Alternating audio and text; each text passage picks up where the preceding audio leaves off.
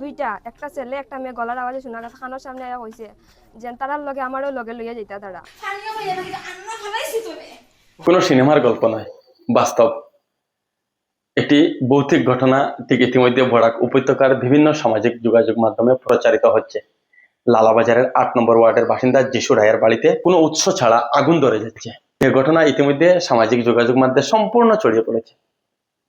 পরিবারের বাসিন্দাদের দাবি, তারা গত বেশ কিছুদিন থেকে এ ধরনের ঘটনা প্রত্যক্ষ করছেন। গতকাল থেকে সে ঘটনা বৃদ্ধি পায়।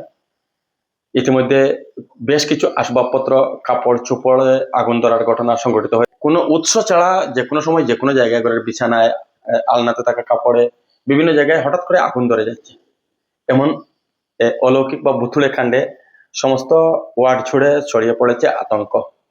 ইতিমধ্যে বিভিন্ন মাধ্যমের প্রতিনিধিরা বা স্থানীয় মানুষ সেখানে জড়ো হয়েছেন। তো কি কারণে সেখানে আগুন লাগছে সে বিষয়টি অনেকে ভূত, অনেকে প্রেতাত্মা, এভাবে যে যার মতো করে ঘটনাটি বিশ্লেষণ করছেন। আমরা উল্লেখ করছি, ঘটনার প্রকৃত কারণ তদন্ত করে বা বিশেষজ্ঞ দল সেখানে গিয়ে যদি ঘটনা কি কারণে সেখানে আগুন ধরছে সে বিষয়টি তদন্ত করলে প্রকৃত রহস্য বেরিয়ে আসবে। আমাদের কাছে সে পরিবারের সদস্যদের বক্তব্য রয়েছে, আমরা সে বক্তব্য আপনাদের উদ্দেশ্যে তুলে দিচ্ছি। আমার স্বপ্নে কইছে দুইটা, একটা ছেলে একটা মেয়ে গলার আওয়াজে শোনা গেছে খানোর সামনে আয়া কইছে যে তারার লগে আমারও লগে লইয়া যাইতা তারা। আর আমার শরীর আগুন যেরকম জ্বলে ওরকম জায়গায় জায়গায় জ্বলে, আবার কত সময় পরে বন্ধ হয়ে যায়।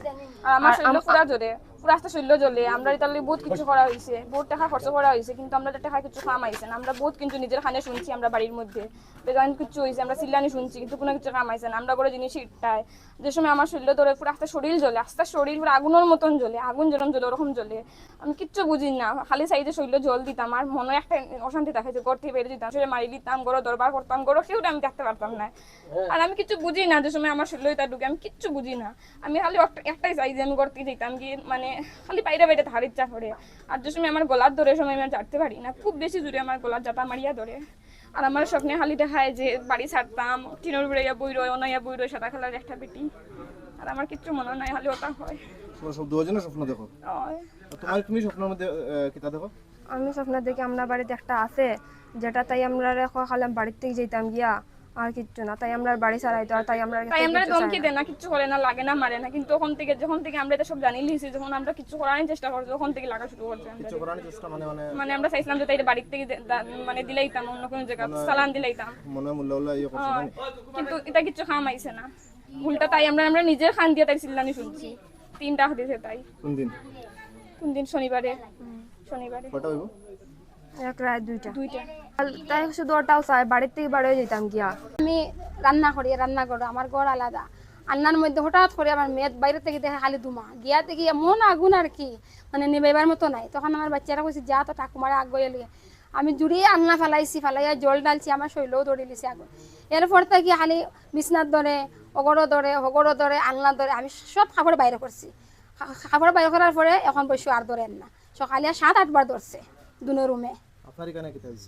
আমারও তো আন্না দিয়ে আগুন আসলো, আর আগুনটা আইয়ে আমার নেবাইতে পারি না, তো আগুনের তাপ আইয়া আমার সিটকে লাগাচ্ছে, আন্না ফেলাইতে পারি না, তো বড় আগুন। আর এদিকে আমি এখানে একলা জলও মারতে পারি না, তখন আন্নার থেকেও আগুন আমার ওখানে লাগছে। ফিরে আরো তোর দিন প্রথম আমরা ঈশান কোনার মধ্যে একটা ঝাড়ু আর একটা ক্যারি ব্যাগ আসলো, ওটার মধ্যে আগুন ধরছে। আমি বাসাতে আসলাম প্রথম দিন ফিরাতর দিন আগুন ধরছে। ওদিন থেকে শুরু, এর আগে কিছু হইছে না? আমি বাসাতে আসলাম না, আমি ভাবছি আমার মেয়ে মনে হয় কোন দিকে আগুন ধরে গেছে। এরপরে আমি ঘরে আইসি, আবার পরে পরশু দিন আবার সেম আরেক কোনার মধ্যে ডুঙ্গার মধ্যে দেখি আগুন। তা আমি ভাবছি কি তার মনে হয় রান্না করি কোন দিকে গিয়ে পড়ছে বলে ক্যারি ব্যাগের মধ্যে।